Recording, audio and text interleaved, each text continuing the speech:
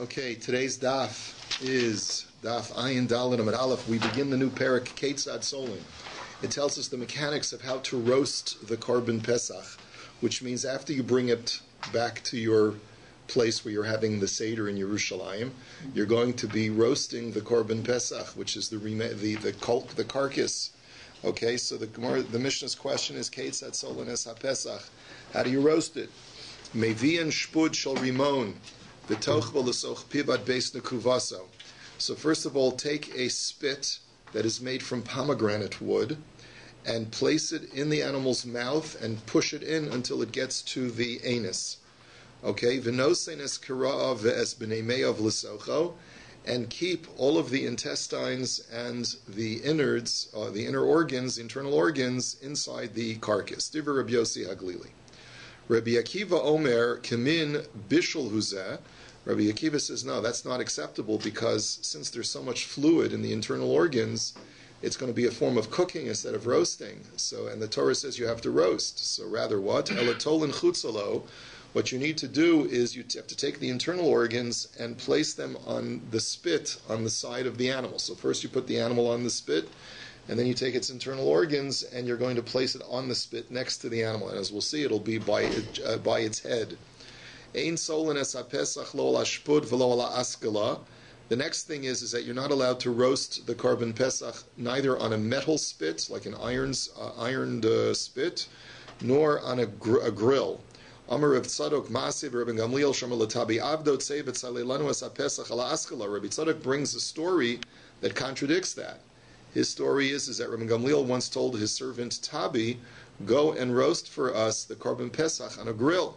So you see that at least according to Rabbi Gamliel, the grill is acceptable. So the Gemara have to analyze that. So first of all, the Gemara's question is, why do you have to use pomegranate wood as your spit, as your barbecue spit? V'nei se sham shel mateches. Why don't you use a metal spit? Aidi decha mikzasu cham kulo v'komatvi machmas hashpud v'rachmana amar tzli v'lo tzli machmas davar acher. The Gemara answers very simply. He says, metal is an excellent conductor of heat, and by virtue of the fact that there'll be a portion of the spit that is outside the animal that is in direct contact with the fire, the entire spit, even the part that's inside the animal, will get extremely hot, and the internal parts of the flesh will be cooking as a result of the spit more than as a result of the direct fire.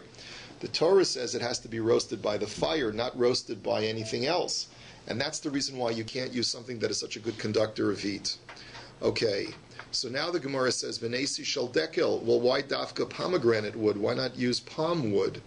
The Gemara says, Aidi de'isle shivi mapik maya v'havikim avushal. The Gemara answers, because it has grooves on the outside of the bark. It's not clear to me exactly, but that's going to cause an exuding of water from the wood, and that's going to cause bishul, which is cooking through a water liquid medium rather than a dry heat. So that's why you don't want to use that kind of. When did they took off the skin, the fell, the ore? So the skin has already been removed from the animal. You flayed the animal. If I'm not mistaken, you flayed the animal. I think you have, yeah. Or else could they? Yeah, I think we learned that. We learned in the previous mission that they flayed the hide, if you recall, using those sticks, you remember, and the hooks. Okay, so v'nesu shel te'ena. So the Gemara's next question is, why don't they use fig tree wood? Aidi demechalchel mapik maya v'havalei kemavushal. So the Gemara answers that there's like a marrow inside the tree, inside the tree itself, inside the wood. There's a moisture inside the wood, and that's going to come out, and it's going to create a liquid cooking instead of a dry heat. B'neisei shel alon shel chruv shel shikma. Why not use oak, carob tree wood, or sycamore tree wood? Aidi de isbe kitri mapik maya. So the Gemara answers, because these types of trees have knots. I know very little about lumber. The only thing I know about lumber is that you get it at Home Depot, and if you need an extra piece for your sukkah, you just ask for wood, right? Then they ask you, well, what kind of wood? Do you want oak? Do you want pine? Do you want cherry? I have no idea. So I know very little about wood, but I'm sure a carpenter would be able to appreciate this Gemara much better. So in any event, so the Gemara says these types of sycamore, the oak, the carob, they all have knots in the wood, and that's going to, because you have to sand down the knots in order to use it as a proper spit, by sanding it down, you're exposing the moisture that's in the knot, and that's going to come out. The Gemara says, Shal ribo nami isbei kitri. But the Gemara says, well, pomegranate wood also has knots that have to be sanded down. So the Gemara says, shi'i kitri. One answer is that the knots on pomegranate wood are smooth, and therefore they don't need to be sanded down, and by not exposing them, the moisture will stay internal, and it won't escape. V'ibais ema benavka barshasa delesbe kitri. Alternatively, the pomegranate wood that we're dealing with are young saplings that haven't yet had a chance to develop knots in the wood. Frek the Gemara v'ha'ika bei paske. So the Gemara says, but what about even pomegranate wood? You have to clip it at each end to get the proper length. So at the clip end, even though you haven't exposed the internal wood, at the ends at least you've exposed the wood, water or moisture will come out on either end. Why isn't that a problem? The Gemara says, Demapik lebei paske lebar. Answers the Gemara is that because the spit will protrude beyond the flesh on either side, so that whatever moisture comes out from the ends will not mix together with the flesh. So now the Gemara says, Masnisan deloka Rabbi Yehuda. Our Mishnah, which does not permit the use of metal, does not go like Rabbi Yehuda. Titania Rabbi Yehuda Omer, Kishem sheshput shel eitz enu nisraf, kach shput shel mateches enu marsiach. Rabbi Yehuda comes up with an interesting analogy. He says, look, how is it that you can use a wooden spit and place it over an open fire and the wood is not incinerated? It must be that it's insulated and protected from the heat because it's covered by the animal flesh. And in a similar vein, the portion of the metal that's covered by the animal flesh is not going to get hot. And therefore, it's perfectly okay to use it, and you don't have to worry about anything else cooking the meat other than the fire. So Amrulo, Zecha Miksaso Cham Kulo, Bezecha Miksaso Eno Cham Kulo.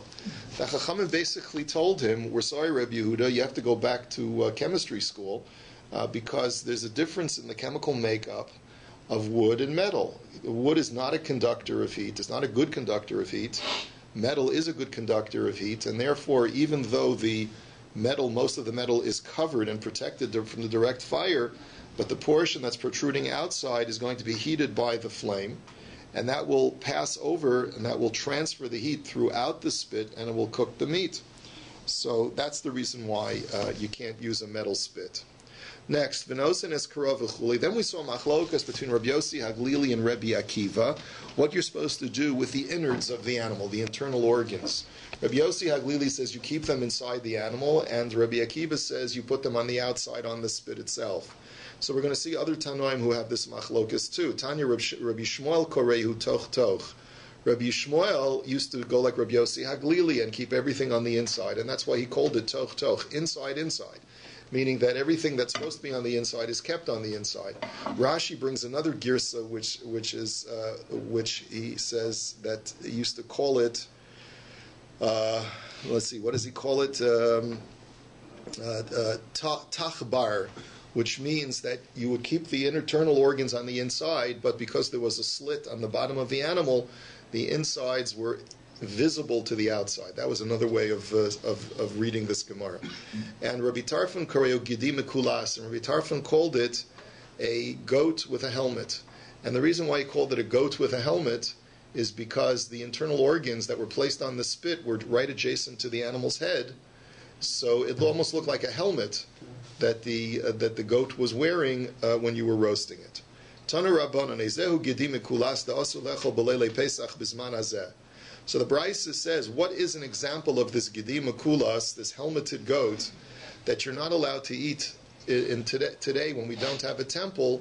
The sages told us that you're not allowed to roast any meat that has a resemblance to the Korban Pesach, so that people should not accuse you of eating kudshim outside the temple. So the rabbis therefore forbade this principle of Gidi Mekulas, the goat with the helmet. So how do you fulfill that criterion? So kol shetzlo kulo ke'echad, as if you roast the whole animal whole, so then you're in violation. Nechtach mimenu aver, nishlak mimenu aver, ein ze gedi mekulas. However, if just one limb is removed, or one limb is boiled, right? So then it's no longer considered to be a gedima kulas, and it's permitted. So hashta yeshlomer nechtach mimenu aver dafal gav dekamat filei bahadei amart lo nishlak mi bayis. So the Gemara's question is, I don't understand this brisa. If you tell me that as long as you sever a limb, even when you roast that together with the rest of the animal, it's okay because the limb has been severed. So surely when you sever a limb and you boil the limb, it should be okay. What was the point of telling me the second halacha, that when you boil a limb, it's also okay? That's kol shekain, that's for sure okay. So Amar Rav Sheshes Shalko b'mechubar. Rav Sheshes just explains, no, we're not talking about where you severed the limb and boiled it. What you did was, strangely enough, is you have this lamb or sheep or goat, it's on the barbecue spit, and then you take one of its legs and stick it in a pot right next to the fire while it's still attached to the rest of the animal. That's what the second case of the Bryce is, to tell you that even when the animal is completely intact, as long as one part of it is being boiled while the rest of it is being roasted, it's not a problem. Now, halachically, just want to point out that the Shulchan Aruch says that our minhag is not to eat any roasted meat, even if it's completely dismembered. We don't eat roasted meat the night of the Seder. There's a whole shaila in the poskim whether poultry, roasted poultry, falls under that rubric or not. Many, technically it's perfectly fine, but many poskim, or many families I should say, have a minhag not even to eat roasted chicken the night of the Seder for that reason. But really it's primarily on meat. Roast. What? They eat roast. Yeah, because that's with liquid. They'll eat roast, but not roasted anything. What do you mean they'll eat roast? Because pot roast is Pot roast. liquid. Oh, well, it's a pot roast, and then I'm saying it's... it's called roast, but they won't eat. Oh, okay. So one thing that's called roast that we eat. Because I it's see. not really roasted. Because it's with a big gravy, yeah. Yeah. As long as it's got a gravy, it's okay. Right. Amar Rabba. So now we're going to get into a little bit of a Yoredeya sugya. Rabba says, Hi mulyasa sharya. He says, mulyasa, Rashi explains, is a type of delicacy like stuffed meat. And basically what they used to do is they would take, let's say, a Cornish hen or some other, or a leg of lamb, and then they would take other meat from another animal and stuff it in between the bone and the meat of the larger animal. So you would take, let's say, and today we do that with rice or stuffing, but here we're talking about where you're taking actual meat as the stuffing from another animal. Maybe it's ground beef, I'm not sure. The chiddush over here is that you haven't salted the meat. You haven't salted either the larger outside animal flesh, nor have you salted the meat that you're using as the stuffing. And what you're going to do is, there are two ways to kasher meat. That is, when we say kasher meat, we mean removing the blood. One is through malicha, one is through salting the meat, and the other one is through roasting the meat. So here what a guy wants to do is he wants to barbecue this meat, to kasher it, like we do with liver, right? But he has one meat being used as a stuffing for the other. So the question is that okay? Because there's really no place for the blood to escape from the inner meat. It's going to escape into the outer meat. So the Gemara, the Rabbi says it's perfectly okay. Amarle Abaye v'hakabola dama. But how does that work? The inner meat is going to exude blood. It's going to seep into the outer meat, and it's not going to be able to escape. So Amarle Kebola Kach Polta. So Rabbi says not to worry. Whatever the outer meat absorbs from the inner meat, it will also eject. It'll also get rid of, in the same way that it absorbed it through heat. The heat will also draw it out, and it will spill out into the fire. So Neima Misayele. Let us say that the following is a support to Rabba. No senes karavis b'nei me'av l'socha. My time alav mishum dorbin kabolo kach polta. So the Mishnah says that according to Rabbi Yossi Haglili, the internal organs of the animal can be inside while it's roasting. What about the fact that the internal organs have blood? So they're going to be seeping out blood and being absorbed into the carcass. So doesn't that support Rabba, who says kabolo kach polto, that nevertheless, even though the carcass is absorbing the blood from the internal organs, it'll still repel the blood? So the Gemara says, Amri shiny hasam keven deika beis ashchita de mechalchel meidav daivi. So the Gemara says, no, not necessarily. It could be that when the Korban Pesach is different because you've got a slit in the place where you shechted the animal, so that there's an outlet, there's a drain where the blood can drain out from the internal organs. But maybe in a case where you're using that stuffed meat, where there is no drain for the blood to drain out of, maybe not. So you can't really bring a proof from here. Nema misayele. Let us say that the following is a support to Rabba. Halev karo motzi es damo, lo karo la'achar bishulo umuter. Now, believe it or not, the heart of an animal is kosher. You're allowed to eat it. There's even a whole siman in Shulchan Aruch about the lave. And pi Kabbalah, a person should not eat the heart. And the minhag is not to eat the heart because eating an animal's heart will give you an animalistic heart, so to speak. It's metamte mesalev. But technically, it's perfectly kosher. I just was speaking to Yosef Hartman today. He says in Europe they used to feed it to, Rabbi Rosenberg, sorry. He says in Europe they used to feed it to the girls. In other words, the yeshiva bachrim wouldn't eat it, but they gave it to the girls to eat. I don't know that's what Rabbi Rosenberg told me. But in any event, the way that you get out the blood, because obviously there are two organs of the body that are really saturated with blood. One is the liver, which is why it's more difficult to kasher liver, and the other one is the heart, because the heart has chambers that are filled with blood. So how do you get rid of the blood? You have to cut it open, and then you remove all the blood, and then you can roast it. But low karo. But let's say you neglected to do so. So karo la'achar bishulu mutter. Then even after you roast it, you can cut it open and let the blood flow out, and then it's perfectly okay. So my time alav mishum dorminu kabolo kach polta. The question is, how could it be okay if there's blood inside? Isn't it going to be absorbed into the tissue of the heart? And then how is that permitted? It must be because we say whatever it absorbs, it'll also repel as a result of the heat. So it's a proof to Rabba. So the Gemara says no. Shiny lave the Shia. The Gemara says no. Heart tissue is different from regular muscle tissue. Heart tissue is very smooth, and therefore it doesn't absorb at all. And that's why we assume that even if you neglected to remove the blood before the roasting process, you can always remove it after the roasting because it's not going to absorb at all. So the Gemara now says, V'harabin Saba. Now this following statement seems to support Rabba. The Gemara wants to use this as a support. He used the Rabin Saba, Tafle Hahi Bar Gozala L'Rav. What he did is that he created, many times in the Gemara you read about something called a pashtida. A pashtida is a word that's even in use in today. It's basically almost like a kugel. But basically what they would do is they would take a piece of meat and wrap it in dough and bake it. Almost like a knish, yeah. So this was what it was. It was a piece of meat that was wrapped in dough, and this it was a piece of Cornish hen or a piece of chicken, right? Wrapped in dough. And v'amarle imali tafle havli ve'echol. He says, listen, if the flavor of the chicken or the hen is absorbed into the dough, then that's how it sounds delicious. Give it to me and I'll eat it. So the question is, there it was, again, it was roasted. It was like a roasted knish.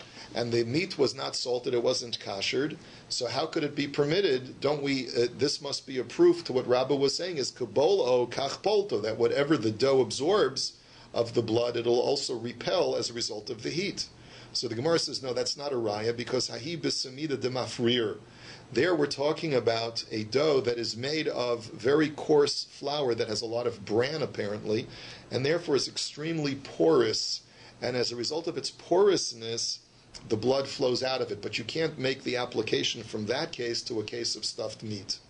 So frak the Gemara, v'har rava ikla lebei reish galusa v'taflu le bar avza amar ilo de chazise de zig kezuza chivra lo achli minei. So let's give you another story. Rava once comes to the house of the Reish Galusa, of the Exilarch. They did this kind of stuffed, like knish kind of bird, wrapped in dough. And Rava says that if I did not see that the appearance of the dough is as clear white as crystal, I would not eat from it.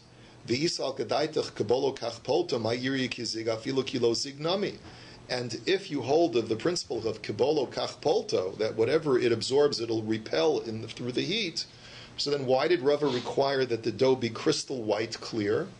Why, even if it was a little bit murky, he should have still, a little bit darkened in color, he still should have eaten it, because he could have assumed that was whatever left in the dough was not blood. So this shows against Rabba. So the Gemara says, Hasam b'chivarta desharir.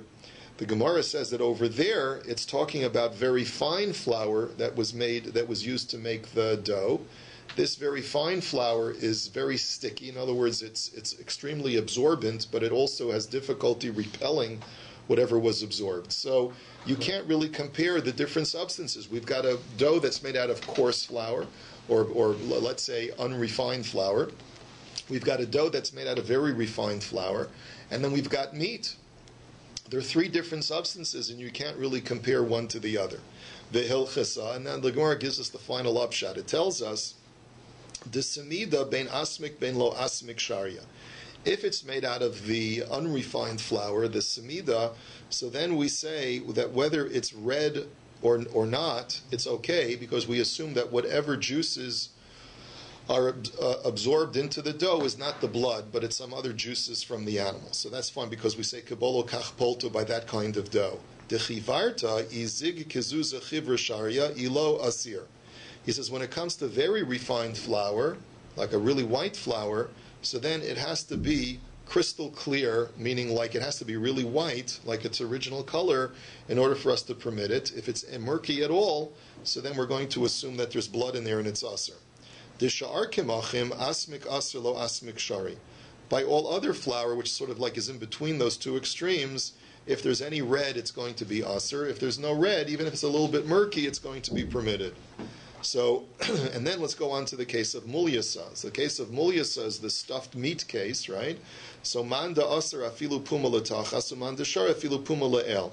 That we have a machlokes, and he who prohibits it will prohibit it even when the slit of the meat is facing downwards to allow for blood drainage, and he who permits it will permit it even when the slit is on top, where there's no drainage of blood available, because we still say that the blood will eventually get out, it will be repelled by the meat.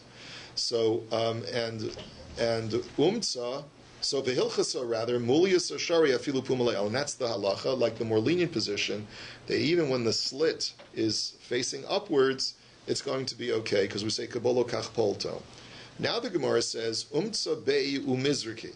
The following three cases are where you have a piece of flesh which is extremely what's the word I'm looking for? Filled with blood. Okay, it's extremely vascular. I guess that's the word. My man was trying to find right. There's a lot of blood in that tissue. One is a case of umtza, which is very red meat, where there's a lot of veins. Another case is bay, the testes of an animal, where there's a lot of vascular activity. There's a lot of blood. And third is mizraki, the veins that are by the place of the shechita. These are three kinds of the animal parts where it's very difficult to remove the blood. So pligi ba Rav Acha v'Ravina. So there's a machlokas Rav Acha and Ravina on those three cases. And incidentally, the Gemara tells you b'chol Torah kula Rav Acha l'chumra v'Ravina l'kula v'hilchasa k'Ravina l'kula. That normally, whenever we have a machlokas between Rav Acha and Ravina, and the Gemara records that one says one way, the other says another way, you can always assume that Rav Acha is the more machmir and Ravina is the more mekel, and we go like Ravina to be mekel. However, labar mehani tlas the Rav Acha l'kula v'Ravina l'chumra v'hilchasa k'Rav Acha l'kula. The exception is these three things: the umtza, the bei, and the mizraki. Where in this case Rav Acha is going to be lenient, Ravina is going to be the machmir, and here we're going to pascha like Rav Acha to be lenient. So what's the case? Hai umsa de asmik, that if you have this very red meat, chaste umalche afilu l'kedei shari, as long as you cut it open to remove any of or to expose any of the large veins, and then you salt it, so then it's kosher even to boil it in a pot. You don't have to just roast it, you can just boil it. Shafte bishpuda shari, if you put it on a spit and roast it, then for sure it's okay. And made of dayiv, because it's going to repel the blood, and the blood will be pulled out. The heat will pull out the blood. Achte agumri, but if you let's say place it directly on top of hot coals, so then this is where there's a machlokas between Rav Acha and Ravina. Pliga Rav Acha Ravina chad aser v'chad shari. One prohibits and one permits. And as we said, Rav Acha here is the permissive opinion. Man da aser matzmis tsamis uman da shari mishav shoiv. That if you hold that it's prohibited, it's because by coming in direct contact with coals, it causes the meat to shrivel before the blood can be drawn out. The blood gets locked in, and therefore it's prohibited. But if you hold that it's permitted, it's because you hold that it's the same dry heat kind of process as roasting, and therefore it's going to draw out the blood.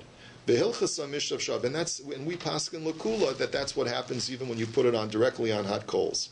And the same thing is true with the testes. That if you cut them open and salt them, then you can boil them even. Talinu bishpuda sharyan. If you put them on a barbecue spit, then they're perfectly okay as well by roasting them. Made of divey, because the blood will be drawn out. So barachtinu agumri pligi ravacha v'ravina. But if you place them directly on coals, again you have this machlochis chad aser v'chad shari mand aser mitzvahs tzomis umand shari mishav shoiv. It's the same machlochis. Does putting it on hot coals cause the flesh to shrivel and lock in the blood, or does it cause the blood to be drawn out? Mizraki, the same thing is true with the veins that are in the animal's neck. That if you cut open the veins and salt it, so then you can even boil it afterwards, the neck. But talya bishpuda, so beis ashchita letasoi shari, made of dayiv, achte agum. So if you put it on a spit, here there's an extra requirement. Just make sure that there's a slit from the animal's place of shchita, that where the veins can actually drain out their blood and fall out through the slit. So the slit has to be on the bottom, where the fire is underneath. So because that'll draw out the blood. Achte agumri, but if you put it on hot coals, then pligi ravacha v'ravina chadoser v'chad shari. So then once again you have this machlokes between ravacha and ravina. One says asra and one says mutter. Manda asra mitzvah samasu manda shari mishav shoiv. That whoever holds that it's permitted, it's because manda asra, whoever holds it's prohibited is because the flesh shrivels, and the one who says that it's okay is because the heat will draw out the blood. And in the halach in all of these things is that it's mutter because we hold that the blood will be drawn out by the heat of the coals. Hai umsa da asmik chalye aser, lo asmik chalye shari.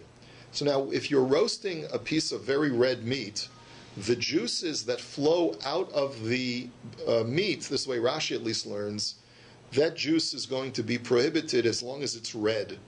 But if it's no longer red, this is a sign that it's purely the fat juices and there's no longer any blood in there, and then you're allowed to drink it. You're allowed to consume it. Ravina Omar afilu lo asmik nami chalye aser. Ravina says even if it's not red, the juices will be aser. Why? Because because invariably there will always be some streaks of red in there that have the blood in it. Amar le'mar bar ameimar l'Ravashi abu megameya la gemui. So Mar bar ameimar says to Ravashi, my father Ameimar used to drink that juice regularly. So no one can tell me that it's aser. And ikadami Ravashi gufi megameya le gemu. Some say that Ravashi himself used to drink it. Armalei Marbar Ameimar Ravashi. Marbar Ameimar says to Ravashi, Abba hai chala decholit be chadazimna sulo tani cholit be. He says, we know that there's a halacha that if you have, let's say, roasting meat, and you pour a scalding vinegar over it, apparently that was the process that they used to do. Rashi says that you would want to help the roasting meat, help the heat draw out the blood. So you would pour vinegar over it while it's roasting. He says that if whatever vinegar you can reclaim from that original process cannot be used a second time. You're not allowed to use that vinegar a second time, and the reason is because it already has used up its absorbing powers, and so you can't use it a second time. So my question to you, says Marbar Ameimar, is why is it any different from weak vinegar? In other words, there's different grades of vinegar when you manufacture vinegar. Some vinegar is very potent and some vinegar is very weak. Why is it that we allow you to use weak vinegar as long as it hasn't been used before, whereas even if you have potent vinegar that's been used once, you can't use it a second time? Why not? It shouldn't be any worse than weak vinegar. So the Gemara says, Hasam isei lekiyuha depeira be'enei, hachalesa lekiyuha depeira be'enei. The Gemara answers is that freshly manufactured vinegar, even if it's weak vinegar, still has a certain kind of potency where the flavor of the original product, which is usually a fruit, a produce item that was used to produce the vinegar, still remains within the vinegar. And that's the thing that effectively is able to help draw out the blood from the roasting meat. But when you've used even potent vinegar, that original ingredient, and it's very difficult to define what exactly that ingredient is, but that ingredient has already been used up. So even though from a human taste perspective, it may taste just as sharp as the weak vinegar, it doesn't have the same potency to draw out the blood as weak vinegar that has never been used before. Now I have to confess, this whole thing is a little bit foreign to me because from a halachic standpoint, we don't use vinegar anymore to draw out blood from roasting meat. We paskin that just a little bit of salt is okay. But anyway, this apparently was a practice that is documented by the Gemara. Anyway, have a wonderful day.